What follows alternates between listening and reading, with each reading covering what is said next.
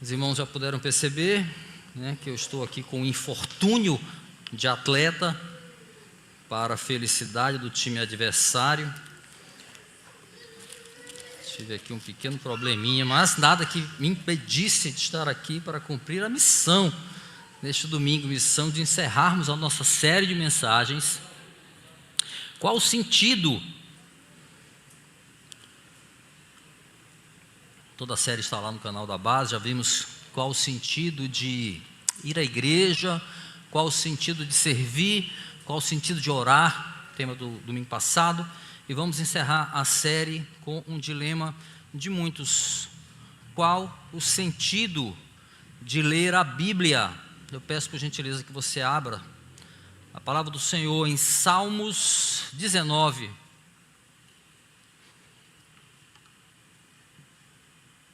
Foi providencial encerrarmos a série com essa mensagem, que está ancorada aqui no livro de Salmos, capítulo 19. Nós vamos ler do versículo 7 até o versículo 11.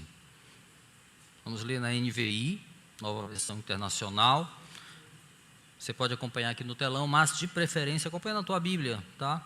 Só caso você queira acompanhar na versão que eu vou ler, está aqui. Mas não tem grandes diferenças, e aquelas mais significativas eu vou destacar, pontuar ao longo aqui da nossa exposição. Por gentileza, atenção, reverência, esta é a palavra do Senhor que nós vamos ler. Salmo de número 19, assim diz o texto bíblico. A lei do Senhor é perfeita e revigora a alma. Os testemunhos do Senhor são dignos de confiança e tornam sábios os inexperientes. Os preceitos do Senhor são justos e dão alegria ao coração. Os mandamentos do Senhor são límpidos e trazem luz aos olhos. O temor do Senhor é puro e dura para sempre. As ordenanças do Senhor são verdadeiras, são todas elas justas. São mais desejáveis do que o ouro, do que muito ouro puro. São mais doces do que o mel, do que as gotas do favo. Por elas o teu servo é advertido. A grande recompensa em obedecer-lhes. Vamos orar? Feche teus olhos. Deus, essa é a tua palavra, que por graça, misericórdia, Senhor, tu nos permite ler e aprender. Tu és o Deus que se revela ao teu povo por meio das Escrituras. Obrigado, Senhor, pelo teu amor. Obrigado pela tua graça infinita, Senhor, que nos traz aqui esta manhã, para ouvirmos a tua palavra. Que sejamos nesta manhã um solo fértil, Senhor, onde a boa semente caia e frutifique para nossas vidas. É o que nós te pedimos, no nome santo de Jesus. Amém. Qual o sentido, de ler a Bíblia? Quem nunca se fez essa pergunta? Assim, ainda que en passant. E olha, essa não é uma pergunta restrita a descrentes, não. Vou contar uma história. Enquanto se preparava para uma cruzada lá em Los Angeles, cruzada esta que abriria as portas para o seu ministério evangelístico mundial, Billy Graham se viu atormentado pela dúvida. Não dúvida quanto à existência de Deus ou quanto à divindade de Jesus, mas quanto a confiar plenamente no que a Bíblia dizia. Essa história é contada no livro Em Defesa da Fé, do ex-ateu Lee Strobel. Não é a primeira vez que eu conto essa história aqui na base não, tá? Mas o texto de hoje, embora seja a primeira vez que eu prego aqui, daqui a pouco o Zé vai tirar essa dúvida, mas eu acho que foi a primeira vez que eu prego esse texto dessa forma, no púlpito sim, já preguei em pequenos grupos e já citei, mas expor o texto, se não me engano, é a primeira vez.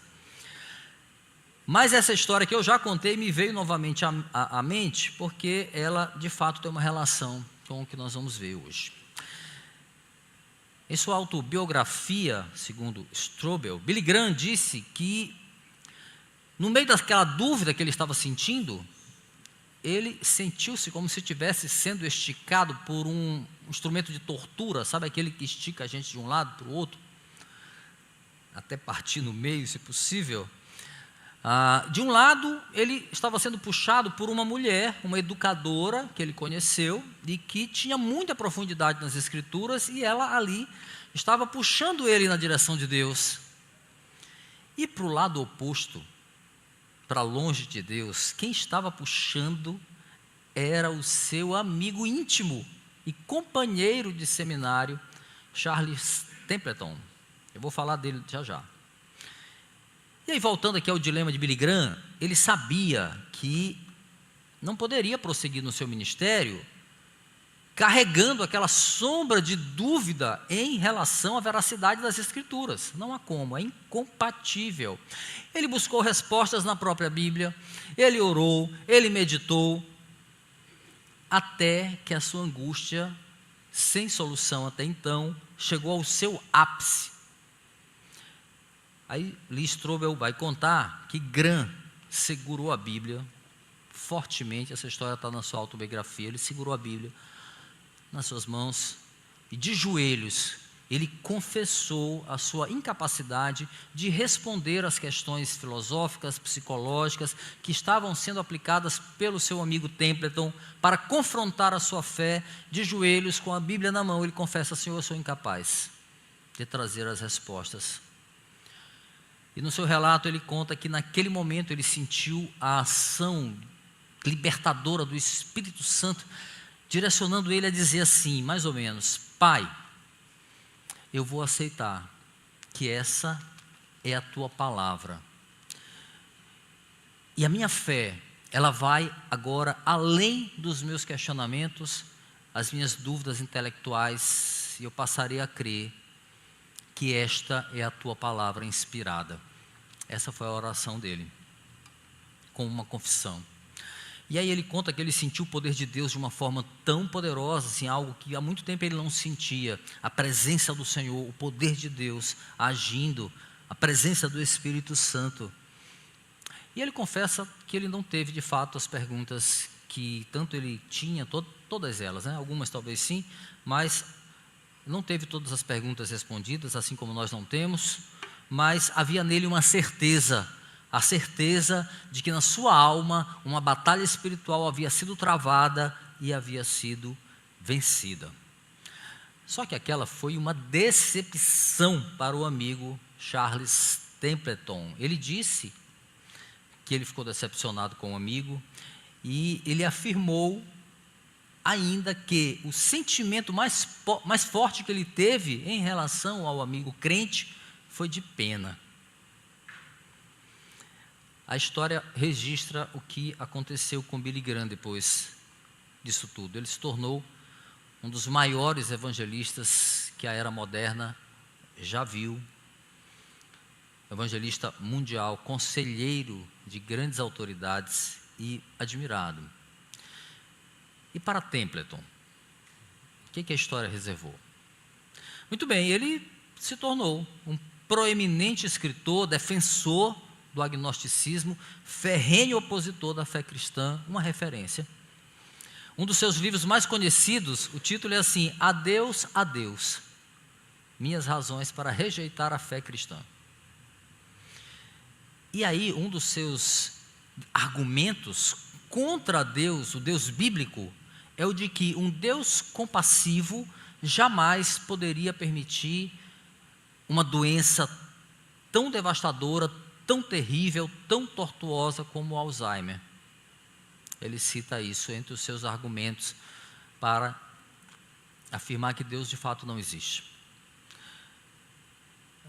Sobre um detalhe importante que aconteceu com ele, você vai ter que esperar até o fim do sermão. E eu vou completar essa história lá no final, tá bom?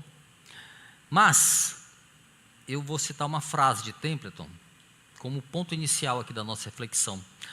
Em resposta à pergunta de Lee Strobel, que disse o seguinte: o Senhor gostaria de crer?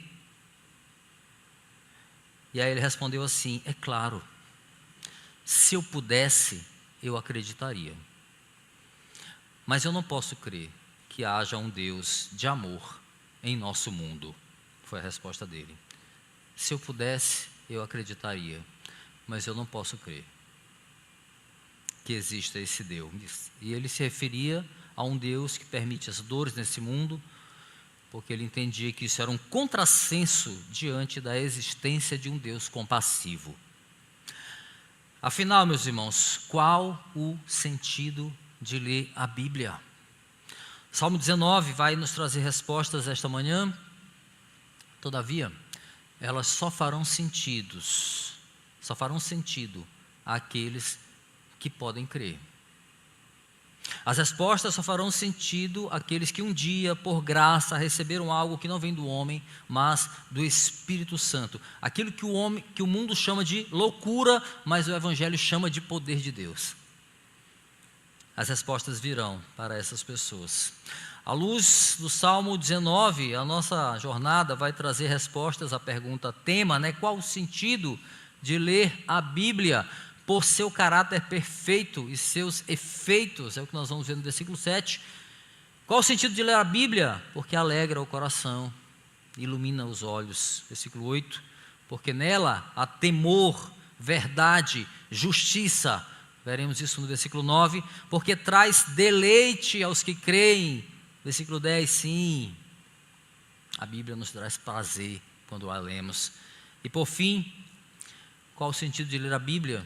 Porque a palavra alerta e recompensa quem aguarda. Versículo 11. Então, sem delongas, vamos mergulhar no texto. Qual o sentido de ler a Bíblia? Porque seu caráter é perfeito e por causa dos seus efeitos. Olha o que diz o versículo 7. A lei do Senhor, deixa a tua Bíblia aberta, por gentileza. A lei do Senhor é perfeita e revigora a alma. Os testemunhos do Senhor são dignos de confiança e tornam sábios os inexperientes. É importante a gente conhecer a estrutura aqui do Salmo 19, antes da gente seguir adiante, tá? Rapidinho. O Salmo 19 é uma celebração, um salmo davídico, do rei Davi, uma celebração ao Deus que se revela, primeiramente, de forma geral, ou seja, por meio das coisas criadas, é o que a gente vê do versículo 1 ao versículo 6, os céus declaram a glória de Deus, olha aí para a tua Bíblia no versículo 1, o firmamento proclama a obra das suas mãos. Então, primeiramente, nós temos Deus se revelando de forma geral, por meio das coisas criadas. Em seguida, Davi louva a esse mesmo Deus que se revela, mas agora de maneira especial, ou seja, por meio da sua palavra, que é o nosso texto de hoje, versículo 7 ao versículo 11. Então, primeiramente, por meio da criação, Deus se revela aos olhos, Deus se revela à consciência. Por meio da sua palavra, Ele se revela à alma. Mas não todas, mas somente aquelas a quem Ele escolheu se apresentar, não apenas como Criador, mas como Senhor, mas como Pai. E no terceiro momento do Salmo, já finalizando a partir do versículo 12 até o 14, nós vemos a consciência de Davi, desse revelar de Deus, provoca nele uma resposta humilde de oração. Então Davi faz uma oração, finalizando o Salmo 19. É importante a gente observar que enquanto, só para a gente deixar claro na nossa mente, enquanto a revelação geral ou a criação visível dá testemunho do poder, da deidade de Deus, a revelação especial ou do próprio Deus é dada aos filhos de Israel ou ao povo de Deus. Aqui uma tipificação de todo aquele que o Senhor escolhe para si. Nos incluímos aí nesse universo. Essa distinção aí do revelação geral, revelação especial, ela fica muito clara na substituição do tratamento dado a Deus pelo salmista. Veja, no versículo 1, ele fala, Deus, é Deus, os céus proclamam a glória de Deus. Verso 7 em diante, é o Senhor. A lei do Senhor é perfeita, versículo 7. Os preceitos do Senhor são justos, versículo 8. O temor do Senhor é puro, por aí vai. Primeiro Deus, na revelação geral, na revelação específica, Ele é o Senhor. Dito isso, meus irmãos, já sabemos aqui que o nosso texto de hoje vai nos mostrar o Pai eterno que se revela à alma dos seus filhos. A alma dos seus filhos. Eu oro, meus irmãos, para que a palavra, nesta manhã, ela não penetre apenas no nosso corpo físico, por meio dos nossos ouvidos, mas penetre o fundo da nossa alma, trazendo vida, trazendo coragem, trazendo consolo, trazendo cura, trazendo poder para aqueles que receberam e receberão a boa semente nesta manhã. Amém? Que a palavra fale às nossas almas, não apenas entre pelo ouvido. Porque o caráter da palavra que procede da boca do Senhor, ele é perfeito. E ele produz efeitos grandiosos naqueles que creem. Se você crê, te prepara para os efeitos esta manhã. Quando ele diz que a lei do Senhor é perfeita, Davi se refere aqui à inerrância da palavra do Senhor, à suficiência da lei mosaica, no sentido de moldar o caráter do homem e torná-lo aceitável diante de Deus. Então esse é o papel da lei, ela molda de uma forma perfeita, suficiente, o caráter do homem, para que ele possa de alguma forma se apresentar diante de um Deus que é santo. O salmista tem em mente aqui a Torá, evidentemente, tá bom? Estamos no Antigo Testamento, e em mente o povo de Israel. Mas para nós, meus irmãos, a palavra ela se amplia a toda a Escritura, que é inspirada. A gente lá vai falar sobre isso hoje. Antigo Testamento e Novo Testamento juntos, sobretudo o Novo Testamento, quando consideramos a palavra que se fez carne, o Cristo que veio sem pecado e cujo caráter revela exatamente a perfeição divina. Em Cristo nós temos o resplendor da glória do Pai. Aleluia. Porque é perfeita, porque ela é inerrante. A palavra também chamada de testemunhos, aqui no versículo 7, ela é digna de confiança. Então, se ela é perfeita, eu posso confiar. Aleluia. Meus irmãos, aqui eu faço perguntas para a nossa reflexão. Nós confiamos na palavra? Nós confiamos na palavra? Plenamente? É possível para nós reconhecermos que não há perfeição no nosso caráter, tampouco inerrância suficiente em nós, ou em nosso senso de justiça? É possível a gente conseguir isso? Meus irmãos, quando Davi se refere à perfeição da palavra, o então rei de Israel reconhece a própria imperfeição aqui. Ele admite nas entrelinhas que nenhum poder ou obra do homem são dignos de glória, são dignos de confiança plena. Meus irmãos, a palavra de Deus, ela nos ofende. A palavra nos corrige. A palavra deve nos incomodar. Por quê? Porque nós somos pecadores. Quando nós lemos a Bíblia, nos deparamos com uma realidade dura sobre nós. Quem está fazendo base bíblica está vendo o quanto nós somos péssimos e como Deus é gracioso. A Bíblia nos revela isso, o quão ruins e pecadores nós somos. Somos desobedientes, somos transgressores naturais da lei do Senhor, somos rebeldes, somos soberbos. Por outro lado, nós podemos confiar na palavra do Senhor, porque ela é perfeita. E se nós confiamos, nós vemos nesta mesma palavra que Ele prometeu cuidar desse povo. Apesar de toda a sua rebeldia, nossa rebeldia, não vamos nos tirar fora dessa história aqui. Quando nós nos deparamos com o caráter desse Deus perfeito, compassivo, que não pode negar a sua natureza fiel à própria palavra, nós temos então que o texto diz, nós temos a alma restaurada, nós temos a alma revigorada nessa verdade, que que nós encontramos nas Escrituras. Aleluia. Essa alma revigorada aqui atrela o entendimento sobre esse trecho aqui do Salmo aqui, ó. E aí Calvino, eu vou recorrer a comentário de Calvino, porque ele aponta que a instrução e a sabedoria, elas devem ser adicionados como um dos princípios de uma alma revigorada. Sim, uma alma revigorada deve estar também inserida no contexto de instrução e de sabedoria. Em outros termos, segundo Calvino, ninguém é dotado de reto entendimento enquanto não fizer progresso no estudo das Escrituras. É isso aqui mais ou menos que o Salmo está apontando.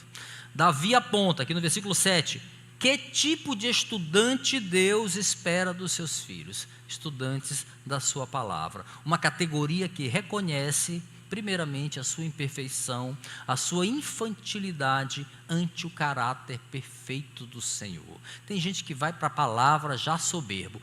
Eu já nem preciso ler, porque eu já li a Bíblia várias vezes, né? Eu já nem preciso estudar, porque eu já estudei esse livro quantas vezes. Ixi, pastor, vai pegar no Salmo 23, fala sério de novo. A gente já vai soberbo para a palavra, né? Davi olha para si como uma criança imperfeita, dizendo, só a palavra, o caráter da palavra é perfeito, não o meu. Então a gente já entra errado, né? E Paulo é muito preciso quando ele escreve assim à igreja de Corinto. Ele diz assim, ó, não se enganem. Se algum de vocês pensa que é sábio, segundo os padrões desta era, deve tornar-se louco para que se torne sábio. E a loucura, obviamente, aqui não se refere a uma patologia mental, mas a ruptura, a loucura de quem rompe com os padrões desse mundo, que rompe com a sua autossuficiência, que é de adulto muitas vezes, que o adulto acredita ter, né? Essa loucura que Paulo está falando. É como se Paulo e Davi também dissessem, inspirados pelo mesmo Espírito, obviamente, sejam como crianças. Reconheçam a inerrância da palavra e encontrem refrigério nela. Não em vocês, não nos padrões deste mundo, muito menos. Por que faz sentido ler a Bíblia, meus irmãos? Porque ela alegra o coração, ela ilumina os nossos olhos. Aleluia. Olha o que diz o texto, versículo 8. Os preceitos do Senhor são justos e dão alegria ao coração. Os mandamentos do Senhor são límpidos e trazem luz aos olhos. Calvino, novamente, traz um entendimento importante acerca da poesia hebraica aqui e aos próprios termos que Davi vai usar sobre preceitos, sobre mandamentos do Senhor, também chamados no Salmo de testemunhos, de lei. Ele diz o seguinte, sobre o termo lei, à luz aqui do estudo de Calvino, o termo lei não significa a regra apenas de um viver íntegro, não é só isso, mas também compreendem o pacto, guarda essa palavra, o pacto pelo qual Deus distinguiria o seu povo do resto do mundo, bem como também todo o corpo de doutrina está contida naquilo que ele chama de lei, todo o corpo de doutrina que envolve uma religião verdadeira e também uma autêntica piedade. Então veja que lei não é simplesmente um conjunto de regras, está relacionado ao próprio pacto do Senhor que diferencia o seu povo, assim como envolve um conjunto de doutrinas que apontam para uma religião verdadeira e também a autenticidade nos corações. Esse é o texto que nós estamos aqui diante de nós, meus irmãos. Esse texto maravilhoso do Salmo 19. Porque eu sempre, quando eu leio esse Salmo, eu fico com o Salmo 19 na minha mente. Que tem o 19, né? Ai, ai. Ele já está dizendo, não se engane, viu? Com a nossa soberba. Não se engane. Em síntese, o que Calvino está querendo dizer é que a lei mosaica, incluindo os 10 mandamentos e outros preceitos que nós vemos aqui no Antigo Testamento, por si só, não pode trazer alegria ao coração. Então veja, se ele restringe a lei por si só não traz alegria ao coração. Tampouco a lei pode trazer luz aos olhos, se estiver dissociada da promessa, do pacto, ou seja, o pacto que aponta para o Messias.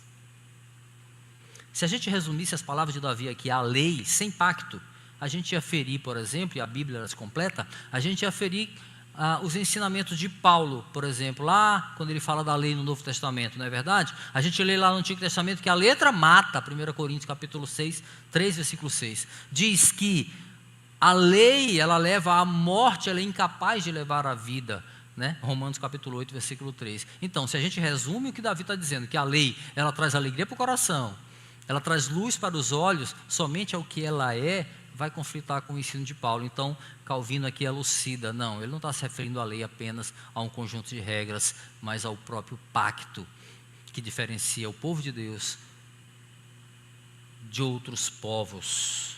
Aleluia. Meus irmãos, quando Davi enaltece aqui os mandamentos do Senhor, ele está se referindo à lei com toda essa amplitude, incluindo, obviamente, o Evangelho e, portanto, Jesus. Jesus. Nesse aspecto, meus irmãos, ler a Bíblia faz sentido, porque nela nós temos a revelação do Cristo, que alegra o nosso coração e ilumina os nossos olhos perante a escuridão desse mundo. A palavra, ela é lâmpada para os nossos pés, diz o Salmo 119, ao passo que ela aponta para o único e vivo caminho que é Jesus, desde sempre. E Ele é a luz que resplandece das trevas, João capítulo 1 diz isso. Ele é a paz que acalma o coração da gente em meio à tribulação, Filipenses capítulo 4, versículo 7. Jesus é o centro e é a palavra. Ele é o centro da palavra e Ele é a palavra.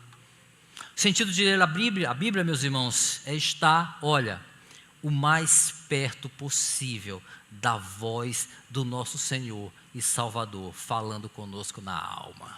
Aleluia. Quando nós lemos a Bíblia, o Senhor fala com a nossa alma. É o mais perto que a gente pode estar de ouvir a voz dEle. Aleluia. Por que faz sentido ler a Bíblia, meus irmãos? Porque nela há temor, verdade e justiça. Versículo 9 diz: o temor do Senhor é puro e dura para sempre. As ordenanças do Senhor são verdadeiras, são todas elas justas. O temor do Senhor aqui deve ser entendido não apenas como um princípio de sabedoria que nós vemos lá em Provérbios, né?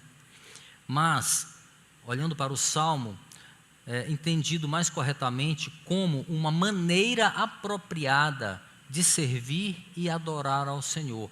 O temor do Senhor é puro, ou seja, a palavra instrui o homem aqui a temer a Deus como princípio de sabedoria, sim, bem como associar esse temor a uma maneira pura de reverenciá-lo, ou seja, limpa de invencionices que ferem as regras básicas da adoração que estão contidas na própria Bíblia. Inventa-se tanta coisa para adorar a Deus de formas tão espalhafatosas que não passa nem perto que a Bíblia ensina a adorá-lo com reverência, com amor, com pureza. Adorar a Deus com temor puro, meus irmãos. E aqui a gente vê um lampejo do que nós teremos na eternidade, né? Adorar ao Senhor com temor puro, que o texto diz que dura para sempre. Dá um lampejo aqui do que nós teremos ali na eternidade, adorando ao Senhor sem pecados, né? Libertos de todo pecado, plenamente, Cristo em nós, plenamente. Muito bem, meus irmãos, enquanto muitos, né, se preocupam em perseguir as coisas transitórias aqui desse mundo, o salmista está apontando para coisas eternas. Aqueles que buscam a sabedoria do Senhor, esses não abrem mão de adorar ao Senhor como convém, com a reverência que a palavra nos orienta a adorá-lo. Nós somos aplicados, né, a tantas coisas ligadas à chamada vida secular, né? Somos aplicados, somos diligentes somos comprometidos, mas nós falhamos em ser mais dedicados a adorar o Senhor como convém, com o compromisso que nós devemos ter. O sentido de ler a palavra, meus irmãos, é lembrar, por meio dela, que o Senhor é digno de um temor puro, ou seja, límpido, adequado, digno daquele que morreu na cruz por nós. Aí a sequência do verso 9 torna a colocar o homem no seu devido lugar, porque ele vai dizer: o que é verdadeiro e justo é tudo que procede da boca de Deus, não de nós, não da nossa boca. O que é verdadeiro e justo está na palavra do Senhor. Não há verdade absoluta ou justa justiça que proceda do homem. Não há possibilidade. As ordenanças do Senhor, sim, são verdadeiras, são todas elas justas, diz aí o texto para a gente. Meus irmãos, a lei, ou seja, o pacto, já aprendemos, aponta para Cristo, sempre, por meio do qual nós fomos justificados e fomos livres da condenação da justiça de Deus. Olha, ao mesmo tempo que nós devemos confiar na verdade contida na palavra, porque são verdadeiros os mandamentos, nós devemos temer ao Senhor como que convém, e ao mesmo tempo sermos gratos por Cristo em nós, razão de não sermos consumidos pela justa justiça do Senhor. Aleluia! Jesus. Há sentido em ler a Bíblia, porque nela nós encontramos temor, verdade e justiça, e também a infinita graça do Senhor por meio de Jesus Cristo. Por que faz sentido ler a Bíblia, meus irmãos? Porque ela traz deleite àqueles que creem. Versículo 10 diz: são mais desejáveis do que o ouro, do que muito ouro puro, são mais doces do que o mel, do que as gotas do favo. Então veja que após expor os efeitos da palavra do Senhor em uma alma restaurada, inclui-se aí confiança na verdade dos mandamentos, alegria no coração, ter os olhos iluminados, ter um temor puro. Após expor esses efeitos que a alma restaurada do homem adquire na palavra, o salmista vai destacar o prazer que os preceitos do Senhor trazem ao coração do crente. Aleluia! Atitude fundamental aqui, meus irmãos, é deleite. Essa é a palavra, deleite. Os mandamentos do Senhor são postos aqui acima das mais desejáveis riquezas deste mundo, simbolizados aqui por muito ouro puro na poesia davídica. É colocado também os mandamentos do Senhor acima dos melhores sabores, as maiores delícias gastronômicas, aqui tipificados pelo sabor do mel. Salmo 1, é legal quando você vai lendo o Salmo e vai lembrando de outros, né? Eu lembrei do Salmo 37, deleita-te no Senhor. Mas eu vou ficar só com o Salmo 1, porque ele fala dos efeitos experimentados por aqueles que têm prazer na lei do Senhor, e nela medita de noite e de dia. Eles são o quê? São como árvore plantada junto a ribeiro de águas, dá fruto na estação certa, tudo que faz prospera. Salmo 1, versículos 2 e 3. Esse mesmo salmo fala ainda da felicidade de, uma vez cheio da palavra, de quem, uma vez cheio dessa palavra, não se senta na roda dos ímpios, tampouco é influenciado por eles. Tudo isso aqui, meu irmão, todo efeito na vida desse homem bem-sucedido aqui, parte da onde? Do prazer na lei do Senhor. Esse é o efeito, meus irmãos, na vida daqueles que se alegram em meditar na palavra de Deus. Esse é o efeito. Por que será que nós temos tanta dificuldade em manter o nosso compromisso de ler a palavra todos os dias? Por quê? Porque essa nossa carne, gasta tempo precioso vendo bobagem na rede social, e a gente ainda tem a cara de pau de afirmar que não consegue ter tempo para ler e estudar a palavra de Deus. Por quê? Meus irmãos, olha, escuta, os nossos inimigos espirituais não querem que nós nos deleitemos nas verdades libertadoras das Escrituras. Nesse caso, a nossa busca pelo prazer da palavra deve ser intencional. Não é quando eu quero, não é quando eu estou com vontade, não é quando eu tenho tempo. Precisa ser mais intencional do que isso. Quando nós desistimos de ler a Bíblia, escuta, quando nós desistimos de nos dedicarmos a aprender do Senhor, por meio dela, o diabo, o mundo e a nossa carne agradecem satisfeitos. Batem palma. Ficam sorridentes. É matemática bíblica aqui, meus irmãos, tá? Temática bíblica. Quanto menos palavra em nós, mais distantes ficamos de entender a vontade de Deus para a nossa vida. Quanto menos palavra em nós, menos frutos para o reino, menos deleite no Senhor. É uma equação básica e bíblica. Olha, para você refletir, criar desculpas para justificar o nosso distanciamento das Escrituras contraria as atitudes de uma alma regenerada. E nós estamos falando aqui que a palavra restaura e refrigera a nossa alma. Quando criamos desculpas para justificar o nosso distanciamento das Escrituras, estamos contrariando o que se espera de uma alma de fato restaurada pelo Senhor. Qual o sentido de ler a Bíblia, por fim, meus irmãos? Porque a palavra alerta e recompensa quem aguarda. Quase que sai ali da tela. Versículo 11, para finalizar. Por elas o teu servo é advertido ou admoestado, tem algumas versões. Há grande recompensa em obedecer-lhes. Embora o salmista esteja falando claramente de si aqui nesse versículo, ele fala, por elas o teu servo, no caso Davi, né, é advertido. Em termos gerais, essa palavra a qual ele se refere pode ser estendida a todo o povo de Deus aqui, tá? É como se Davi tomasse ele como exemplo.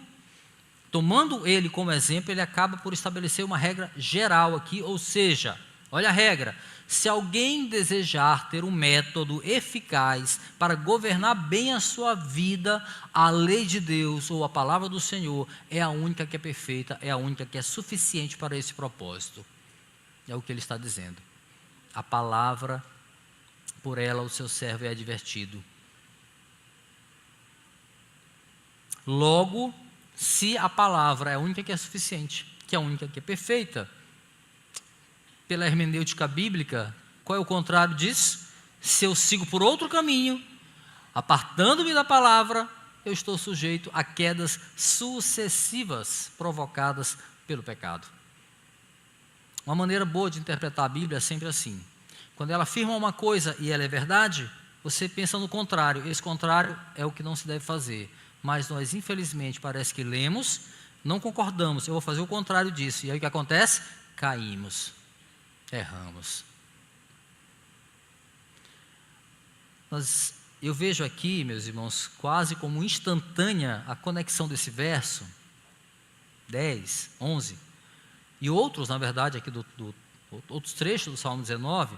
Eu vejo uma conexão quase que instantânea com a instrução que Paulo dá ao seu filho na fé, Timóteo, lá em 2 Timóteo capítulo 3, versículo 16, que diz: toda a Escritura é inspirada por Deus e útil para o ensino, para a repreensão, para a correção e para a instrução na justiça. Versículo 17 completa, né? Para que o homem de Deus seja apto e plenamente preparado para toda boa obra. Muito bem, veja que uma vez admoestado ou repreendido ou corrigido em amor, é a palavra mais correta aí para admoestar, corrigido em amor pela palavra, há uma recompensa que está reservada para quem obedece à correção, mas também não só aquele que obedece, mas a todos os que guardam ou praticam os mandamentos do Senhor. Davi está falando de si, mas ele amplia essa regra para todo o povo que guarda os mandamentos do Senhor.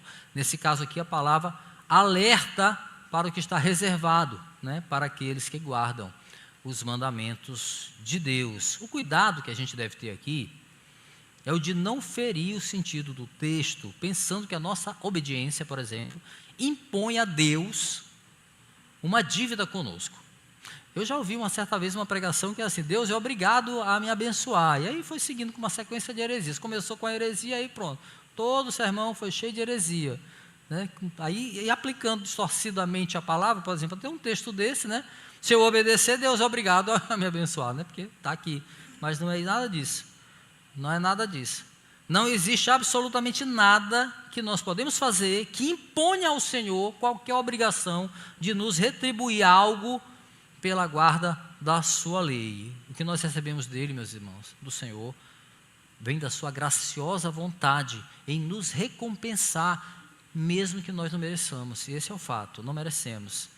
A recompensa aqui refere-se muito mais às bênçãos que já prevê o pacto desde a eternidade.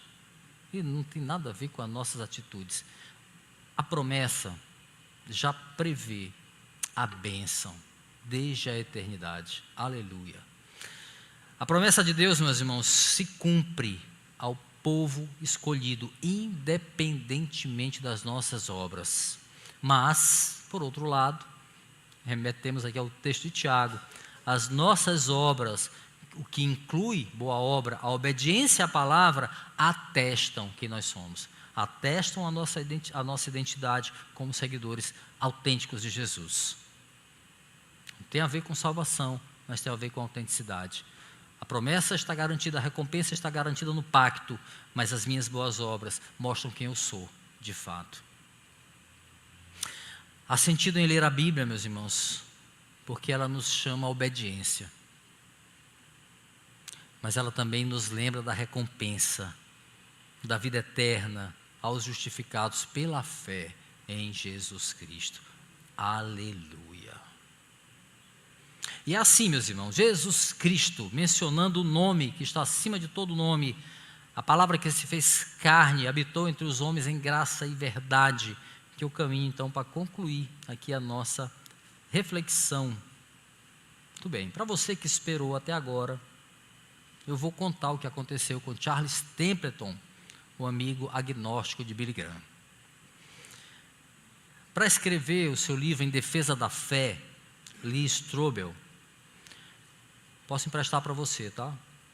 Estou pensando ainda se eu vou doar para cá. Para ele escrever esse livro Em Defesa da Fé, ele precisava conversar com Templeton, para entender o que levou um ex-pregador cristão, sim, ele era um pregador, a se apostatar, a apostatar. E aí, entre os argumentos listados por esse agora agnóstico, havia fatos, meus irmãos, de grande poder de convencimento, tanto que Billy Graham ficou confuso, né?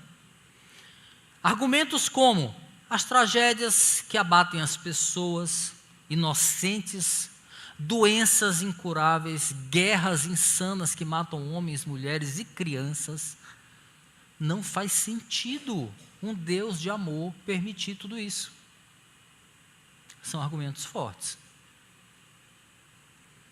São fatos desse tipo aqui que levam pessoas a se perguntarem: por que eu devo ler? E o mais difícil, acreditar na Bíblia.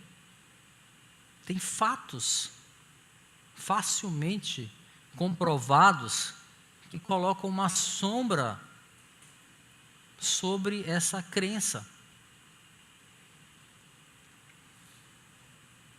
Eu vou contar como terminou a conversa, tá? De Strobel e Templeton. Um dado momento, o jornalista perguntou a ele sobre Jesus. E aí eu prefiro ler a narrativa, tá? De Strobel. Escute. Atenção. Ao ser perguntado de sua opinião sobre Jesus, a expressão corporal de Templeton se suavizou. Era como se repentinamente ele se sentisse à vontade para falar de um velho amigo, de um velho e querido amigo. Ele diz: ele foi o maior ser humano que jamais viveu. Foi um gênio moral. Seu senso ético era singular. Foi a pessoa mais sábia que já encontrei na minha vida ou em minhas leituras. Seu compromisso era total e o levou à morte, para grande prejuízo do mundo. O que se poderia dizer a respeito dele, senão que essa era uma forma de grandeza? Fui apanhado de surpresa aqui, Strobel diz. O Senhor fala como se realmente se importasse com ele, ele disse. Bem, sim, ele é a coisa mais importante da minha vida, foi a resposta do agnóstico. Templeton gaguejou, buscando uma palavra certa agora, e ele diz: eu sei que pode parecer estranho, mas eu tenho a dizer que eu o adoro. O senhor diz isso com alguma emoção? Completou Strobel. Bem, sim. Tudo de bom, de decente, de puro que eu conheço, aprendi de Jesus. Olha para ele. Jesus chicoteou pessoas, ficou irado. As pessoas não pensam nele dessa maneira, mas não leram a Bíblia. Ele possuía uma ira justa, importava-se com os oprimidos e os explorados. Não há nenhuma dúvida que tinha o mais elevado padrão moral, a mais profunda compaixão por qualquer ser humano na história. Existiram muitas outras pessoas maravilhosas, mas Jesus é Jesus. Strobel pergunta para ele assim: faria bem o mundo em imitá-lo? Oh, por Deus, sim, sim. Eu tenho tentado. E tentar é o máximo que eu posso fazer. Agir como creio que ele agiria. Isso não significa que eu posso ler a sua mente, porque uma das coisas mais fascinantes a respeito de Jesus foi que ele frequentemente fazia o oposto do que era esperado dele. De repente, Templeton interrompeu as suas reflexões. Houve uma breve pausa, como se ele estivesse hesitando em continuar, mas ele prosseguiu lentamente. Ele é o mais... Interrompeu de novo, recomeçou. No meu entendimento, ele é o ser humano mais importante que já existiu. Foi aí que Templeton proferiu as palavras que jamais eu esperaria ouvir dele. E ele diz assim: se eu pudesse colocar dessa maneira, ele disse com a voz já começando a ficar embargada, ele disse assim: eu sinto falta dele.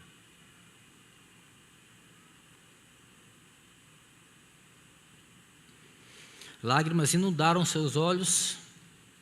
Ele girou a cabeça, olhou para baixo, levantando a mão esquerda para esconder o rosto de mim. Seus ombros estremeciam enquanto ele chorava. O que estava acontecendo? Foi esse um lampejo inesperado da sua alma? Eu me vi atraído em sua direção e quis confortá-lo, mas ao mesmo tempo o jornalista em mim queria ir até mais fundo no motivo daquela reação. Sentia a falta dele por quê? Sentia a falta dele como? E aí, com voz suave, eu perguntei: de que maneira você sente falta? E aí Templeton fez um esforço para recompor-se. Podia perceber que não era do seu feitio perder o controle na frente de um estranho. Suspirou fundo, enxugou a lágrima. Depois de mais alguns instantes constrangedores, gesticulou com a mão indicando que não queria mais prosseguir. Finalmente calmo, mas resoluto, ele insistiu: chega desse assunto. Era óbvio que ele queria fazer de conta que nessa nítida visão da sua alma, que aquela nítida visão da sua alma nunca tinha ocorrido, mas eu não podia esquecê-la. Nem podia censurar as objeções contundentes, mas sinceras de Templeton a respeito de Deus. Obviamente, elas exigiam respostas, tanto para ele quanto para mim. Agora escuta. Há muito tempo, Deus falou muitas vezes e de várias maneiras aos nossos antepassados por meio dos profetas. Mas nestes últimos dias falou-nos por meio do Filho, a quem constituiu o herdeiro de todas as coisas e por meio de quem fez o universo. Hebreus capítulo 1, versículo 2. Escuta, venham a mim todos que estão cansados e sobrecarregados.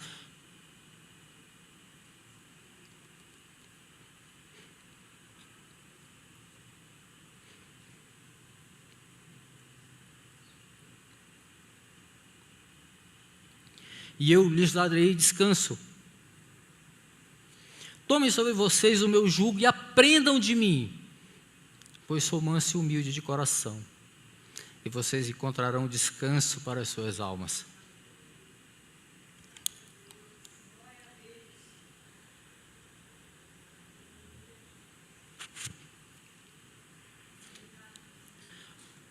Mateus capítulo 11, versículos 28 e 29.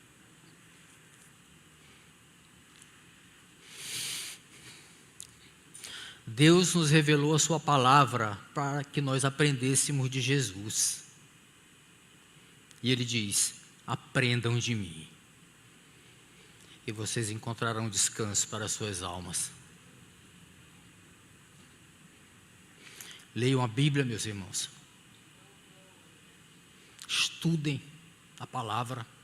Amem a Bíblia, essa que está na sua mão. Ama. Ele é a palavra de Deus para nós. Ele falou conosco. As palavras saíram da sua boca. Quando diz que a palavra foi inspirada, não se trata de uma capacitação dada ao homem para ser mais sensível, mais perspicaz, para fazer uma leitura do mundo, daquilo que ele entende das coisas, sobre as verdades desse mundo, como um poeta tem esse talento, né? Não. Este ensino aqui de inspiração, ele é muito claro, lá naquele texto que nós lemos de 2 Timóteo, capítulo 3, versículo 16, quando ele diz: toda a escritura é inspirada por Deus. A palavra grega usada aqui é theopneutos, soprada por Deus. As palavras saem da boca de Deus. Por isso que nós vemos expressões proféticas tão familiares quando lemos as escrituras. Assim diz o Senhor, não sou eu que estou dizendo. São as palavras inspiradas que saem da boca de Deus. Assim diz o Senhor. A palavra do Senhor veio a mim, diz os profetas. Theopneutos. O Senhor Todo-Poderoso, meus irmãos, se revelou a nós progressivamente por meio da sua palavra. Nela estão escritos ali atos históricos, lições, milagres, mortes, vida, nascimento, renascimento, castigo, dores, alegrias, tristezas, até chegar ao ápice do revelar progressivo de Deus, aquele que Ele faz de si mesmo. A palavra se torna carne, Jesus Cristo vem para descortinar o que ainda havia de enigmático na revelação divina. Aleluia. O Filho é o resplendor da glória de Deus, a expressão exata do seu ser, sustentando todas as coisas por sua palavra poderosa. Hebreus capítulo 1, versículo 3. Sim, meus irmãos, a única palavra que tem poder é a palavra de Deus. Ela é poderosa porque ela é de Deus, Todo-Poderoso, e ela é indissociável dele, não vem de homens. O Senhor continua falando, meus irmãos, por meio daquilo que Ele já falou. Ele continua falando por meio daquilo que Ele já falou. Está escrito, foi dado a nós por graça e misericórdia.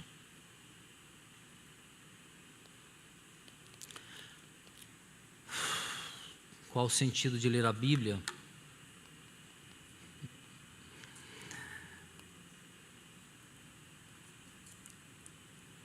Eis a resposta aí, para os que podem crer. Qual o sentido de ler a Bíblia? Olha para a tua Bíblia aí, a partir do versículo 7. Porque a lei do Senhor é perfeita e revigora a alma. Os testemunhos do Senhor são dignos de confiança e tornam sábios os inexperientes. Qual o sentido de ler a Bíblia? Porque os preceitos do Senhor são justos, dão alegria ao coração. Os mandamentos do Senhor são límpidos e trazem luz aos olhos. Porque o temor do Senhor é puro, dura para sempre. As ordenanças do Senhor são verdadeiras, são todas elas justas. Qual o sentido de ler a Bíblia? Porque a palavra é mais desejável do que o ouro, do que muito ouro puro. Ela é mais doce do que o mel, do que as gotas do favo. Qual o sentido de ler a palavra? Porque por meio delas o teu servo é advertido, e há grande recompensa em obedecê-la. Amém. Vamos ficar de pé, meus irmãos, vamos orar juntos. Senhor, obrigado pela tua santa e bendita palavra, Senhor, que nos instrui, que nos exorta, que nos admoesta, que nos corrige, mas que nos apontam tantas bênçãos, ó Deus. Aponta para a tua verdade, aponta, Senhor, a maneira correta que devemos te adorar, te temer. Dá luz para os nossos olhos, sendo lâmpada para o nosso caminho, nos conduzindo para o único e vivo caminho único, verdadeiro, caminho de vida, de paz. A tua palavra que nos aponta, Senhor, para um Deus que é misericordioso, é galardoador, porque recompensa aqueles que obedecem, não como mérito, mas porque assim tu desejartes antes da eternidade, planejartes e decretartes. O pacto envolve uma bênção desde a eternidade, independentemente de merecermos. Obrigado, Senhor, porque a tua palavra nos mostra que nossas obras são necessárias para mostrar quem nós somos de fato em Cristo Jesus. Se somos de fato autênticos seguidores do nosso Senhor, se estamos mais preocupados com nós mesmos, ou em servir ao nosso próximo, amando-o como a mim mesmo. Muito obrigado, Senhor, que toda essa série que nós transitamos durante este mês venha nos clarear a mente sobre os dilemas que temos, sobre o sentido de vir à igreja, sobre o sentido de servir, sobre o sentido de orar e, por fim, o sentido de ler a tua palavra. Quando lemos a tua palavra, aprendemos de Jesus e encontramos descanso para a nossa alma. Obrigado, Senhor, por essa semente que caiu, não apenas em um solo fértil, mas no fundo da nossa alma. Eu te peço, Senhor, que haja frutos para a glória do teu nome, para a edificação e crescimento da tua igreja. É o que eu te peço com gratidão, em nome de Jesus. Amém. Amém.